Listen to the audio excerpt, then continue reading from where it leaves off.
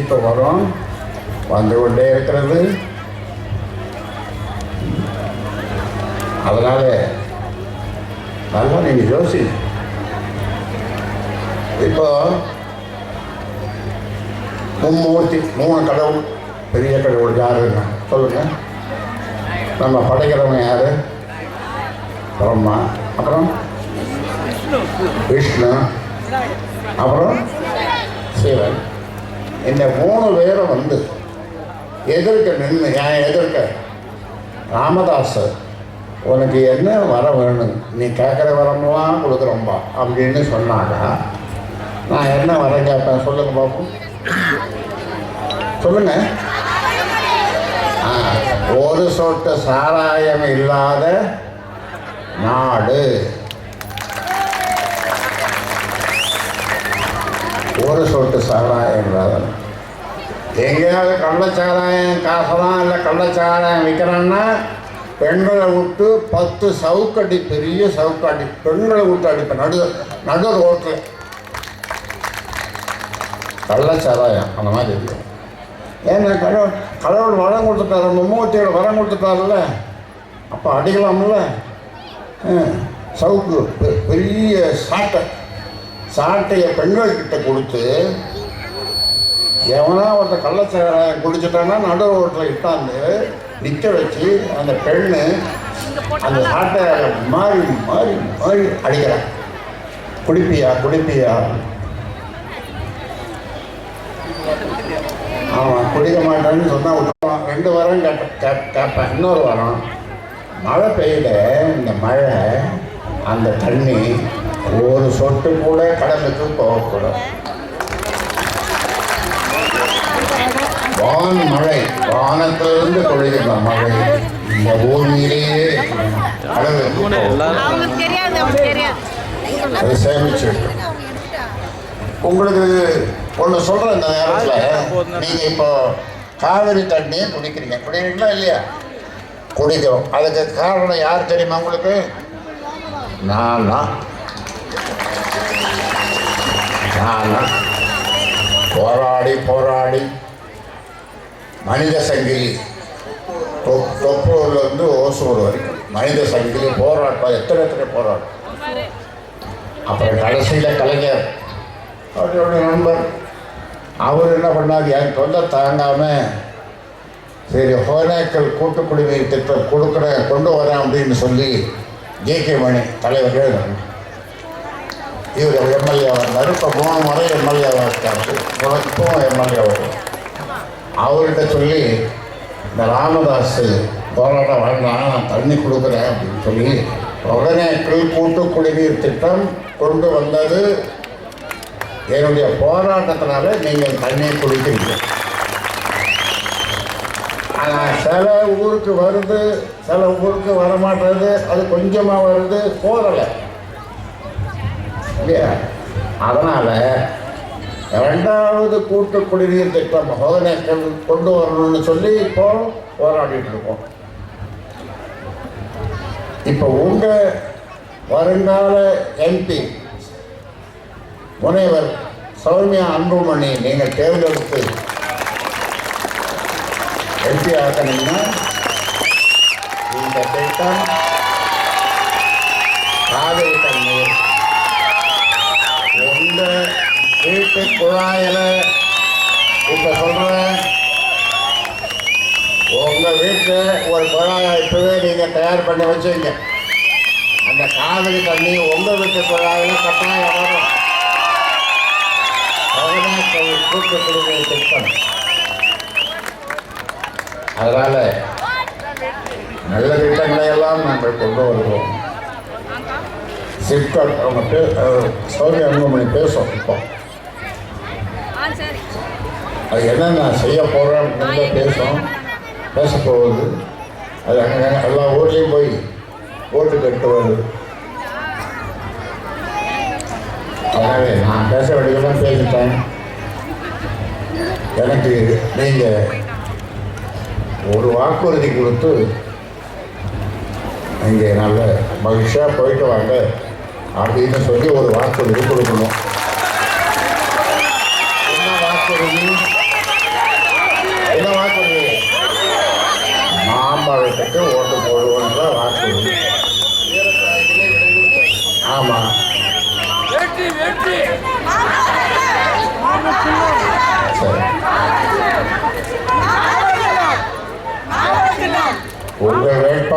வெற்றி பெறணும், ஆம்பளை சின்னத்தில் வெற்றி பெறணும். அதே மாதிரி நம்முடைய தேசிய ஜனநாயக கூட்டணியினுடைய மாபெரும் தலைவராக இருக்கின்ற 3வது முறையாக பிரதமராக போகின்ற மோடி என்னுடைய நண்பர்.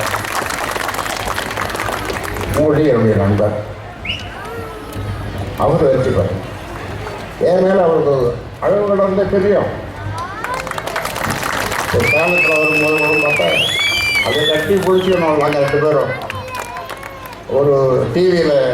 ஒரு டிவியில் காற்று கூட போகாத அளவுக்கு 2 பேரும் கட்டி பிடிச்சிக்கணும்.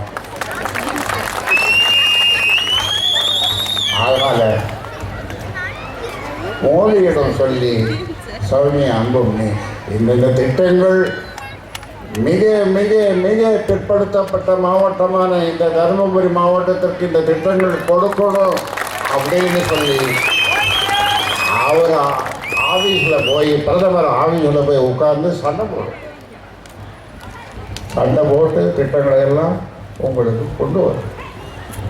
அதனால் நீங்கள் நம்பலாம். ஏனென்றால் எங்களுக்கு பொய் பேச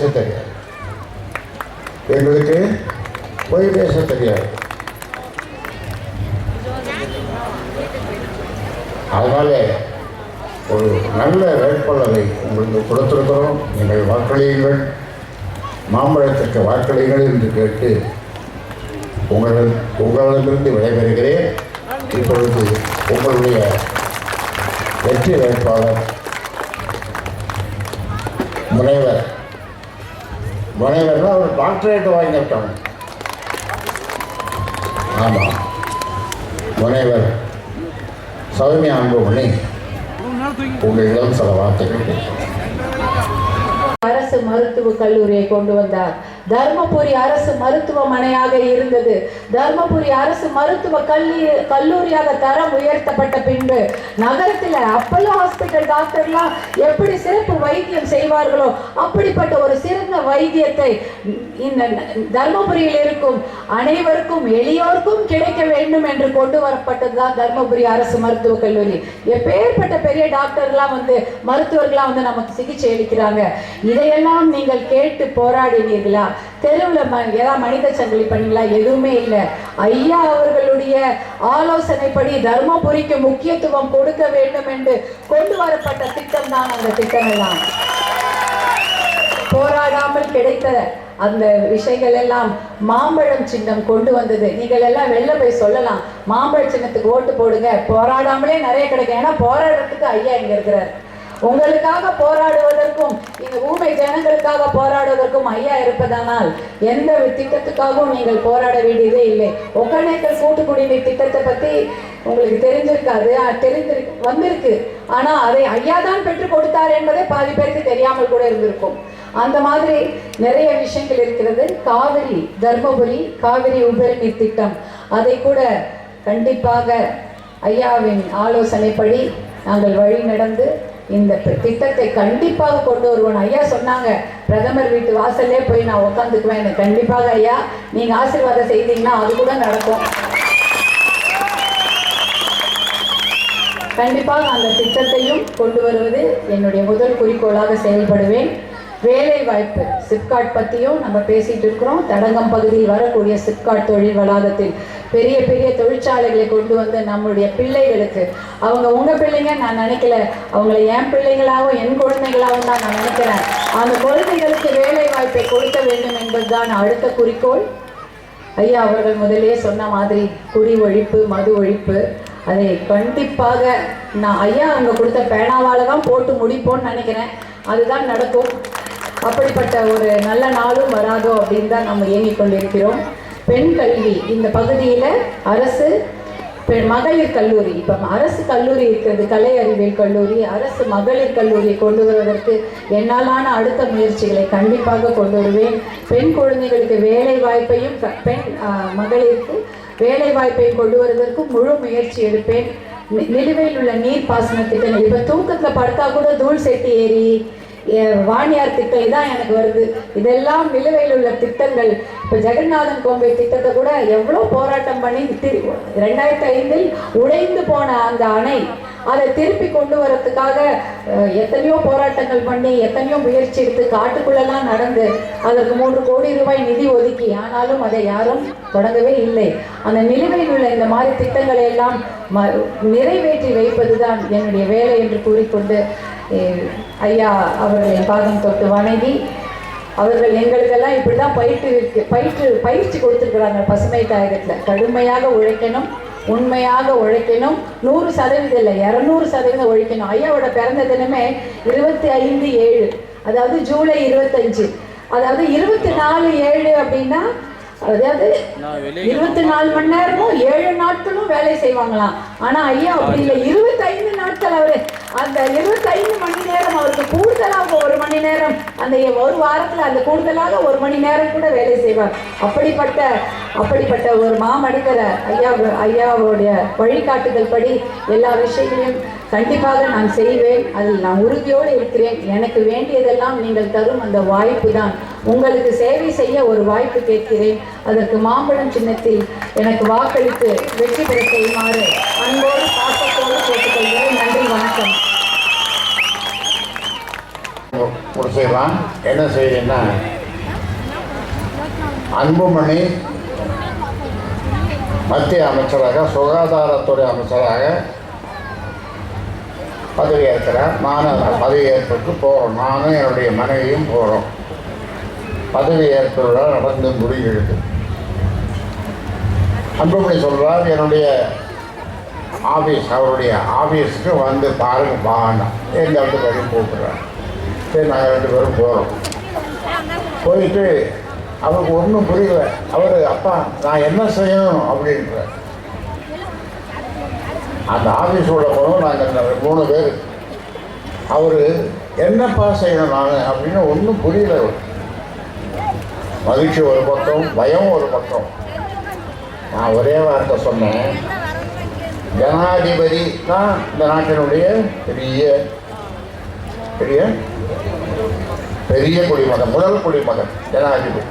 அந்த ஜனாதிபதிக்கு ஒரு சிகிச்சை அளிக்கணும்னா ஜனாதிபதிக்கு கிடைக்கிற வைத்திய வசதி கிராமத்தில் இருக்கிற ஏழை குப்பனுடைய குழந்தைக்கு கிடைக்கணும்.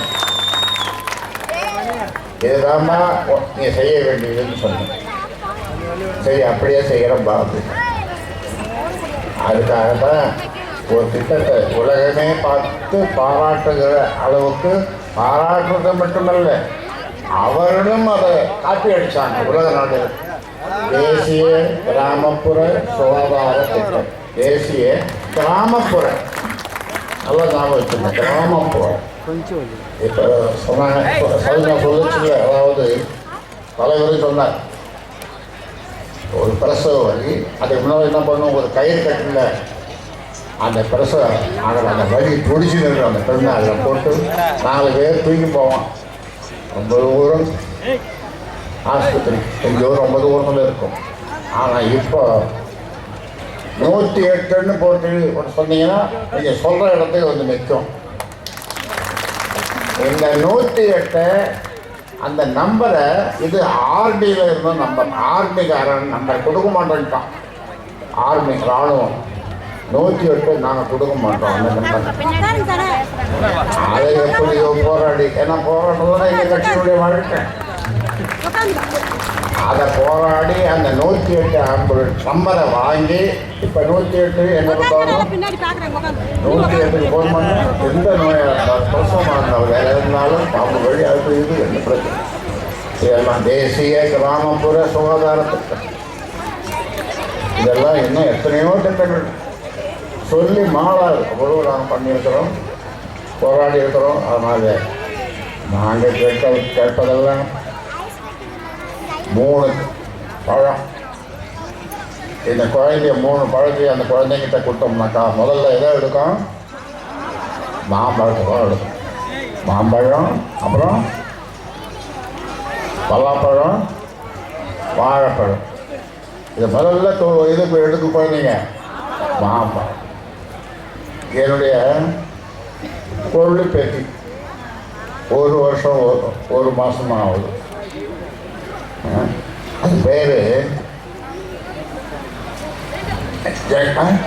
ஈகம். ஈகம், அது பேர் ஈகம். இப்போ கூட வந்து என்ன, நான் ஊருக்கு போகணுன்னு சொன்னேன், வந்து டாட்டா காட்டி போச்சு. ஈகம் அது. அது யாருக்கு ஓட்டு போட போகிறேன்னா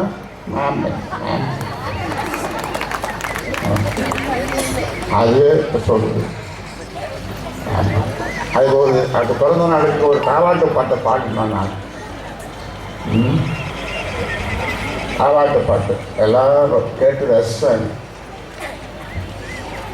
இவ்வளோ பாடு அதே பாட்டை நான் நேரம் இல்லை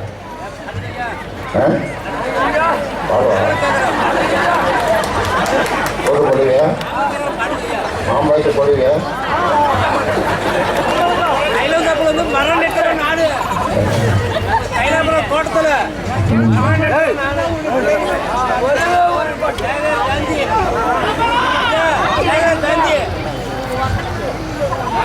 பாட்டில் ஒரு வரி 2 வரி சொல்கிறேன்.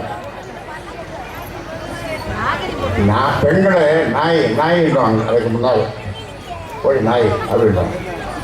வீட்டுக்கு என்ன சொல்லுவான், மற்றவனும் சொல்லுவாங்க நாய் என்று பெண்ணை நலிந்தவர்க்கு முன்னிலையில் தாயென்று காட்ட தமிழருக்கு வாய்த்தவடை. தாயென்று காட்ட, நாயென்று சொன்னாங்க பெண்ணை, தாயென்று காட்ட தமிழச்சிக்கு வாய்த்தவளே அப்படின்னு அந்த பாட்டு வரும். ஆரோ ஆரோ ஆரிரோ ஆரிரோ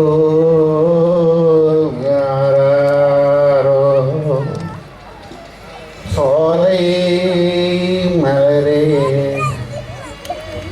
சொர்ணத்தின் வார்ப்படமே. சொர்ணம் என்ன? தங்கம். காலை இளஞ்சூரியனை காட்டும் பழிந்துருவே ஆரோ அப்படின்னு பாடினேன். இப்போ பாடுறேன். எதுக்கு பாடுறேன்? நீங்கள் உங்ககிட்ட மாம்பழத்துக்கு ஓட்டு போடணும்னு கேட்குறது. நீங்கள்லாம் இந்த தாலாட்டு பாடி தானே உங்கள் குழந்தைங்களை வளர்த்துங்க இல்லையா? ஆமாம் ஆமாம், அப்படி வருவான் உங்கள் மாமன். நம்ம ஏழை தாயை கூட என்ன பண்ணுவோம், உங்கள் மாமன் எப்படிப்பட்டவன் தெரியுமா? தங்கத்தேரில் வருவான், அதை கொண்டு வருவான், இதை கொண்டு வருவான். அப்படி உங்கள் புருஷன்கிட்ட நீங்கள் என்ன சொல்லுவீங்க? இதப்பார், என்னை பற்றி எது ஒன்றாலும் சொல்லு, எங்கள் வீட்டை பற்றி ஏதாவது சொன்னீங்கன்னா நடக்கிறத வேற அப்படித்தான் சொல்லுவீங்க. வீட்டை விட்டு கொடுக்க மாட்டேங்க. ஒரு பிறந்த வீட்டை விட்டு கொடுக்க மாட்டேங்க.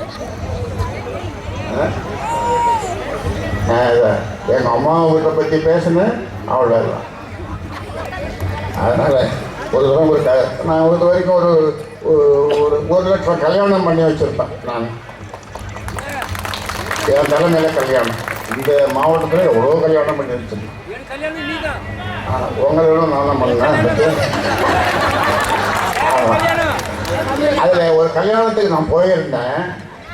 அந்த கல்யாணத்தில் என்ன மாதிரி ஒரு 80 வயசு தாத்தா ரொம்ப சந்தோஷமாக இருந்தார்.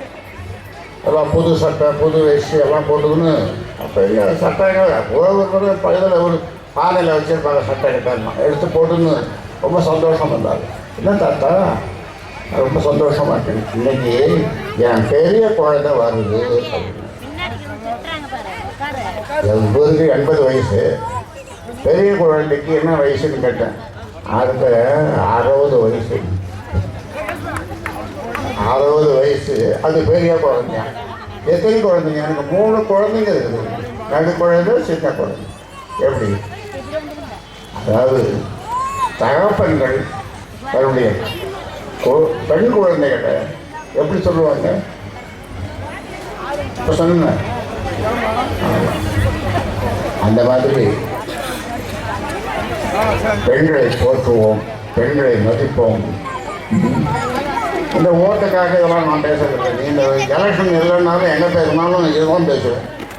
இந்த தேர்தல் ஓட்டு அது இதெல்லாம் இல்லைன்னாலும் இதைத்தான் நான் பேசின வர. அதனால் உங்களுக்கு இது போதும்னு நினைக்கிறேன்.